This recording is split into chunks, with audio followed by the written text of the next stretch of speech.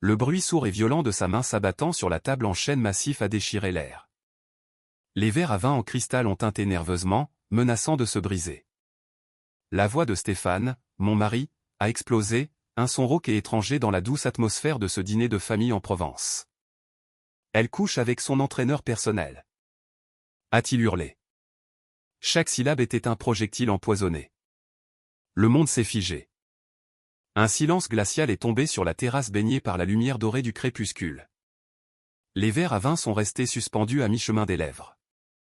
Les fourchettes, chargées de tapenade et de confit d'agneau, flottaient à quelques centimètres des assiettes en porcelaine. Mon propre souffle s'est bloqué dans ma gorge, une boule d'angoisse glacée, alors que 50 paires d'yeux, 50 visages jusqu'alors amicaux ou indifférents, se tournaient vers moi. J'ai cligné des yeux, abasourdi, le cerveau refusant de traiter l'information, persuadé d'avoir mal entendu. Mais j'ai croisé son regard, le regard de l'homme que j'aimais, et j'ai vu.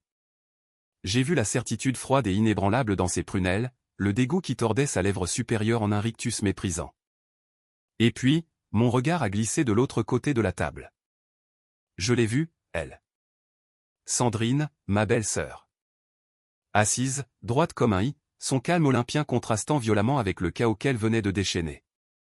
Son menton était légèrement relevé, un geste de défi, et ses yeux étaient rivés sur les miens, brillant d'une satisfaction tranquille et cruelle. C'était sa victoire, et elle la savourait. J'ai senti que ce moment était l'aboutissement de quelque chose qu'elle attendait depuis longtemps. J'ai ouvert la bouche pour protester, pour me défendre, mais aucun son n'est sorti. Un vide. Que pouvais-je dire? Que c'était faux. Que jamais, au grand jamais, je ne ferais une chose pareille? Que j'aimais Stéphane, que je l'aimais même lorsqu'il était devenu distant depuis des semaines, presque un étranger dans notre propre maison, prétextant le stress au travail et les tensions familiales tout en évitant soigneusement mon regard? J'ai balayé la tablée du regard. Certains invités semblaient profondément mal à l'aise, leurs yeux fuyant les miens. D'autres, cependant, avaient le regard avide, une faim malsaine de drame brillant dans leurs yeux. Monique, sa mère, d'habitude si chaleureuse et maternelle avec moi, a détourné la tête, son visage une grimace de déception. L'associé de Stéphane a haussé un sourcil interrogateur, un jugement déjà rendu. Et Sandrine. Sandrine a tendu la main et a délicatement touché le bras de mon mari, sa voix un murmure mielleux mais parfaitement audible dans le silence pesant. Je ne voulais rien dire, Stéphane. Mais elle méritait de connaître la vérité. La vérité. Ce n'était pas la vérité. C'était une embuscade, un piège méticuleusement planifié, et j'étais la proie. Une vague de fureur impuissante m'a submergé. J'ai eu envie de hurler, de renverser la table, de pleurer à chaudes larmes. Mais je n'ai rien fait de tout cela. Je suis restée assise, pétrifiée, emprisonnée dans ma robe couleur champagne, mes doigts crispés sur la pochette posée sur mes genoux, comme si ce petit accessoire de cuir pouvait empêcher mon monde de voler en éclats. Car ce qui s'est passé ensuite a tout changé. Et tout a commencé par ce seul et unique mensonge. Le lendemain matin, je me suis réveillé dans une maison qui ne me semblait plus être la mienne. Notre maison de campagne en Normandie, autrefois mon havre de paix, était devenue une cage de silence. Un silence assourdissant. Son côté du lit était vide, les draps froids. Pas un mot, pas un appel, pas la moindre explication. Il était juste parti.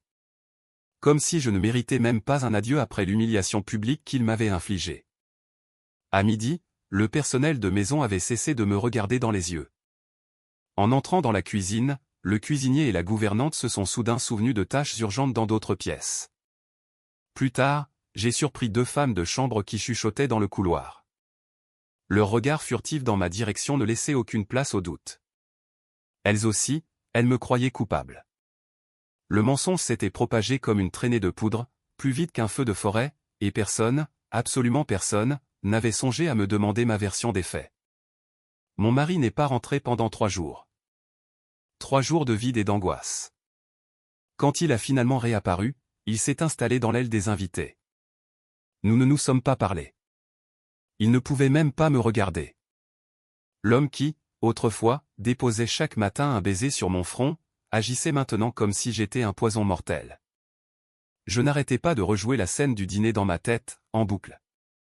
Pas seulement l'explosion de Stéphane, mais le visage de Sandrine. Ce petit sourire en coin qu'elle avait tenté de dissimuler. Son regard satisfait lancé à son frère au moment où il quittait la table avec fracas. Ce n'était pas seulement douloureux, c'était personnel. Voyez-vous, Sandrine avait toujours été polie, mais jamais bienveillante. Quand je l'ai rencontrée pour la première fois, elle a fait semblant de m'accueillir dans la famille, mais il y avait toujours une pointe d'ironie dans ses compliments.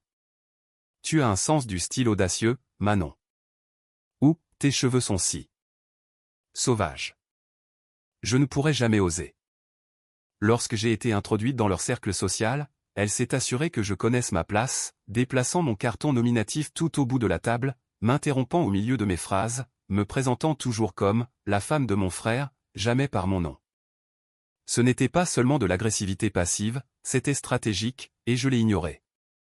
Je me suis dit que j'imaginais des choses. Que le fait d'être la seule femme noire à leurs événements me rendait hypersensible.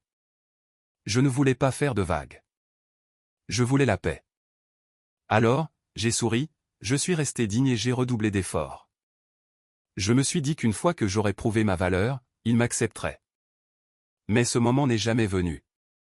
Peu importait ce que je réalisais, la reconnaissance nationale de ma boutique parisienne, un article sur mes créations de design d'intérieur dans un magazine d'architecture prestigieux, l'événement caritatif que j'avais organisé et qui avait permis de récolter plus d'1 demi-million d'euros. Sandrine trouvait toujours un moyen de le diminuer. Une fois, lors d'un brunch, elle a dit à mon mari, « C'est mignon quels sont ses petits projets pour s'occuper. » Comme si toute ma carrière n'était qu'un passe-temps. Comme si je ne construisais pas quelque chose de réel, par mes propres moyens. Et pourtant, je suis restée silencieuse. Parce que je pensais que l'amour suffisait. Parce que je croyais que mon mari voyait clair dans son jeu. Parce que je pensais qu'il me défendrait si une vraie bataille éclatait. Mais j'avais tort. Après l'accusation, je suis devenu un fantôme dans ma propre vie. J'ai cessé d'assister aux événements sociaux. Des clients ont annulé des rendez-vous. Des amis communs ont cessé de répondre à mes SMS. J'étais devenu une marchandise avariée. La femme qui avait trompé un milliardaire avec son entraîneur personnel. Peu importait que ce ne soit pas vrai. Dans leur monde, la perception est une monnaie d'échange. Et la mienne venait de s'effondrer. J'ai pleuré une fois, une seule fois. Dans la baignoire, entièrement habillé. J'y étais entré pour me laver le visage et j'ai fini par glisser le long du carrelage froid, serrant mes genoux comme une enfant, le bruit de l'eau du robinet couvrant mes sanglots.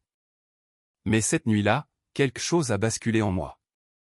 J'ai réalisé que j'étais seule, mais pas impuissante. C'est à ce moment-là que le silence a cessé d'être une punition pour devenir une stratégie. J'ai commencé à poser des questions, discrètement, en contactant les rares personnes en qui j'avais confiance. J'ai commencé à retracer mes pas, à examiner le récit que Sandrine avait construit. Quelque chose clochait. La photo qu'elle lui avait montrée, il ne me l'a jamais laissée voir. Il a juste affirmé qu'elle existait. Mais la plus grande erreur de Sandrine, c'est qu'elle m'a sous-estimé. Elle pensait que je m'effondrerais, que je partirais en rampant, la queue entre les jambes. Elle ne savait pas que j'observais, que je planifiais, que je reliais les points. J'allais découvrir comment elle avait monté ce coup. Et quand je le ferais, je ne me contenterai pas de laver mon nom. Je réduirais tout son mensonge en cendres. Pour moi, il ne s'agissait plus seulement de sauver mon mariage. C'était la guerre. Une guerre silencieuse, calculée, et que j'allais gagner.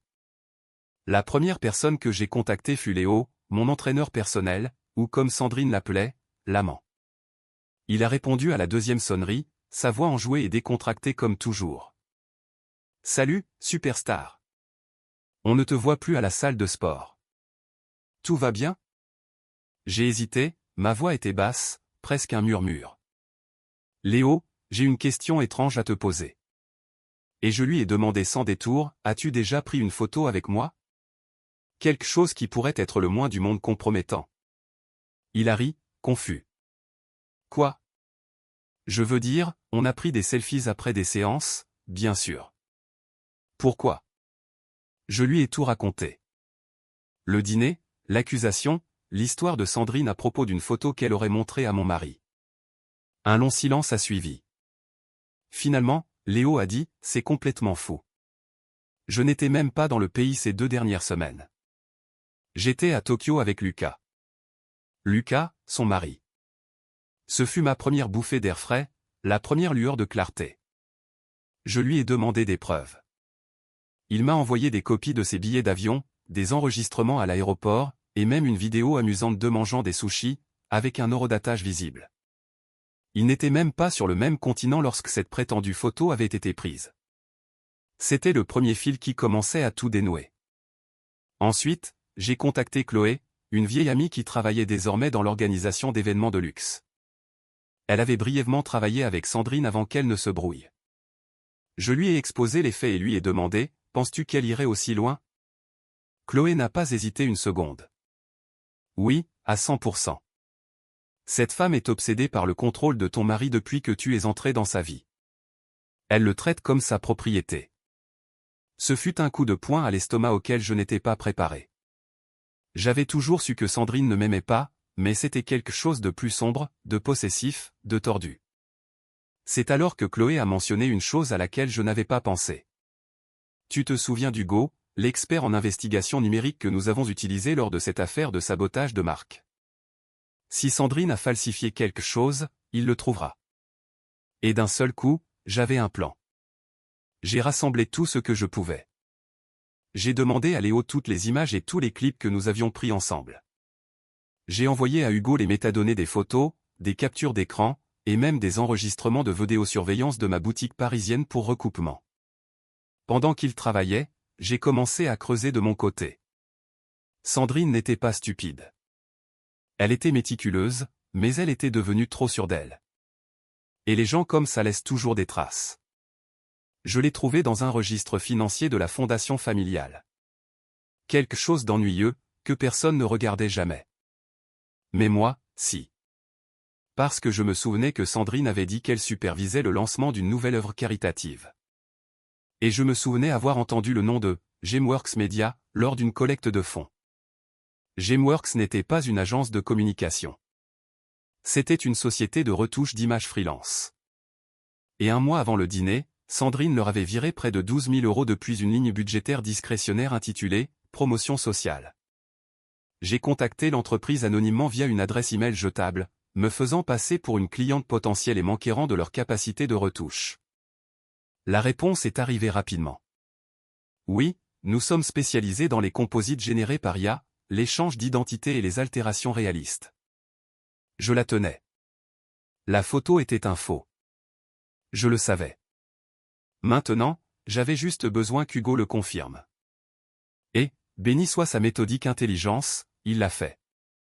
Il m'a appelé 3 jours plus tard. C'est un deepfake. Le corps n'est pas le vôtre. Le visage a été pris d'un selfie que vous avez posté l'année dernière, puis restructuré et placé sur quelqu'un d'autre. La personne qui a fait ça était douée, mais pas assez. J'ai eu envie de crier, de pleurer, de rire. J'avais l'impression d'avoir retenu mon souffle pendant des semaines. Et enfin, quelqu'un me tendait une bouteille d'oxygène. Mais je n'allais pas courir vers mon mari avec cette preuve. Non. Il ne m'avait pas cru quand je pleurais devant lui. Il ne m'avait même pas posé la question. Il avait écouté Sandrine, pas sa femme. Alors non, ce n'était pas pour lui. C'était pour tout le monde. Si Sandrine voulait un spectacle, j'allais lui en donner un. J'ai attendu, patiemment, silencieusement. Je l'ai laissé savourer son illusion. Je l'ai laissé continuer à me sourire narquoisement lors des brunchs, à passer devant moi comme si elle avait gagné, à chuchoter aux amis communs avec ce petit hochement de tête méprisant. Parce que le dîner annuel de la famille approchait. Chaque actionnaire, chaque mondain, chaque personne dont l'opinion comptait pour elle serait là. Et c'est là que son empire s'effondrerait. Je portais du blanc. Pas n'importe quel blanc. Une robe de satin sur mesure, aux épaules dénudées, qui scintillait sous les lustres. Cheveux relevés, boucles d'oreilles audacieuses, talons hauts. Je suis entré dans cette salle de bal comme une femme nouvelle. Chaque centimètre de mon être criait le calme, l'inaccessibilité, et la fin de la gentillesse. Le dîner annuel de la famille se tenait dans un somptueux château de la Loire, un lieu si exclusif que même les milliardaires devaient réserver des mois à l'avance.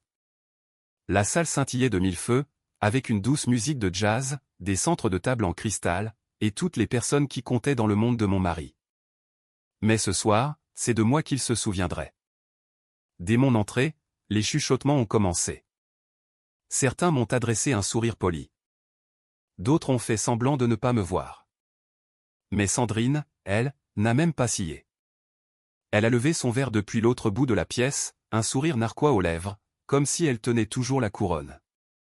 Elle était drapée de vert émeraude, assise à côté de mon mari, telle une reine à côté de son roi.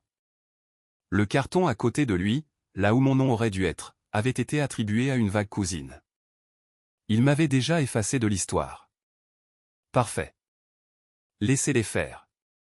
J'ai échangé des banalités, fait la bise, accepté les baisers aériens de personnes qui m'avaient tourné le dos quelques semaines plus tôt. Mais je n'ai pas bronché. J'ai attendu. Le moment est venu lorsque mon mari a été invité à porter le toast familial annuel. Il s'est levé, magnifique dans son smoking bleu marine, tenant son verre haut. À la loyauté, a-t-il dit, jetant un regard à Sandrine. Et à la vérité, aussi difficile soit-elle à affronter. Les gens ont applaudi. C'est alors que je me suis levé. Je n'ai pas élevé la voix. Je n'en avais pas besoin. Mon ton était calme, net, tranchant. J'aimerais ajouter quelque chose à ce toast, si vous me le permettez. Silence. Même le jazz s'est arrêté. J'ai fait un pas en avant. À la vérité, ai-je dit, fixant Sandrine dans les yeux. Et aux personnes qui pensent pouvoir la fabriquer. Elle a cligné des yeux, décontenancée. J'ai sorti une petite télécommande de ma pochette et j'ai cliqué. Derrière moi, l'écran géant de la salle de bal s'est allumé. La fameuse photo, celle que je n'avais jamais eu le droit de voir, était maintenant exposée aux yeux de tous. Des halètements, des murmures. On m'a accusé d'avoir une liaison avec mon entraîneur, ai-je commencé. Un homme qui était à Tokyo avec son mari la semaine où cette image aurait été prise. Clic. Un clip vidéo de Léo à Tokyo est apparu, horodaté. Clic à nouveau. Une analyse côte à côte des couches numériques de la photo. Cette image a été truquée. Fabriquée à l'aide d'un logiciel de montage basé sur l'IA par une société appelée Gameworks Media. Engagée via une ligne budgétaire cachée de la fondation familiale. Les fonds ont été autorisés par Sandrine. J'ai laissé le silence s'étirer, pesant, insoutenable. Puis j'ai joué la pièce finale. Un enregistrement audio. La voix de Sandrine, nette et suffisante. Une fois qu'elle sera sortie du tableau, il aura de nouveaux besoins de moi. C'est moi qui l'ai construit. Je l'ai protégée. Elle n'est qu'une passade. La salle a explosé. Les tantes haletaient. Les oncles marmonnaient. Des verres se sont brisés sur le sol en marbre. Le visage de mon mari est devenu livide. Il regardait de moi à Sandrine, sans voix. Sa main est retombée le long de son corps et il s'est assis lourdement, comme si ses jambes ne pouvaient plus supporter le poids de la honte. Sandrine s'est levée, le visage rouge, tremblante. C'est tordu. Tu manipules tout. Je n'en ai pas besoin, les jeux interrompus. Tu as fait ça toute seule. La matriarche de la famille, Marie, sa grand-mère, a parlé pour la première fois de la soirée, sa voix fragile mais chargée d'autorité. Est-ce que c'est vrai, Sandrine? Le silence de Sandrine fut une réponse suffisante. Je me suis tourné vers mon mari. Tu ne m'as même pas posé la question. Tu as entendu un mensonge et tu as jeté 10 ans de notre vie. Il a ouvert la bouche, mais j'ai levé la main. Je ne suis pas ici pour des excuses. Je suis ici pour la clarté. Pour tout le monde. Puis, j'ai ramassé ma pochette, j'ai hoché la tête une fois et je suis sorti.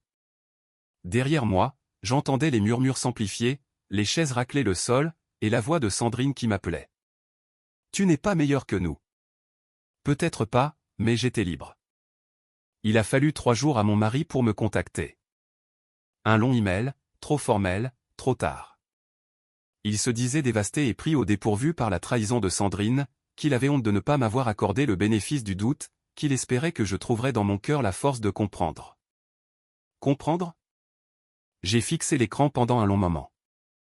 Sans colère, juste épuisé. Parce que la vérité, c'est que je ne pleurais plus pour lui. Je pleurais pour la version de moi qui avait autrefois eu besoin de son approbation, de l'acceptation de sa famille, de son amour pour se sentir complète. Cette version de moi était morte. Monique, sa mère, est venue me voir quelques jours plus tard. Elle semblait plus petite, humble. Elle s'est excusée, non seulement pour ce qui s'était passé au dîner, mais pour les années de micro-agression, de silence face à la cruauté de Sandrine. Elle a dit qu'elle m'avait toujours admiré, mais qu'elle n'avait jamais eu le courage de me défendre. Je l'ai remerciée. Sincèrement. Mais je lui ai aussi dit que le pardon ne signifiait pas une réadmission dans ma vie. Ce chapitre était clos. Sandrine a disparu. Elle a quitté la ville et la famille l'a démise de ses fonctions au conseil d'administration de la fondation. Sa chute a été rapide. Mais je n'en ai tiré aucun plaisir. Je n'en avais pas besoin. Elle s'était exposée toute seule. Quant à moi, je n'ai pas seulement tourné la page. J'ai changé de dimension. J'ai lancé un programme de mentorat pour les jeunes femmes noires dans le design et l'immobilier. Une chose dont j'avais rêvé pendant des années mais que je n'avais jamais eu la confiance de commencer. Maintenant, j'avais le feu, un but, la liberté. De temps en temps, je reçois encore des invitations des mêmes personnes qui chuchotaient autrefois dans mon dos. Je n'y vais pas. Je n'ai pas besoin de leur validation. Parce que la vérité, c'est que je n'ai pas seulement survécu à ce dîner. Je suis devenu intouchable après lui. Quand ils essaient de vous détruire avec des mensonges, assurez-vous que la vérité devienne votre héritage.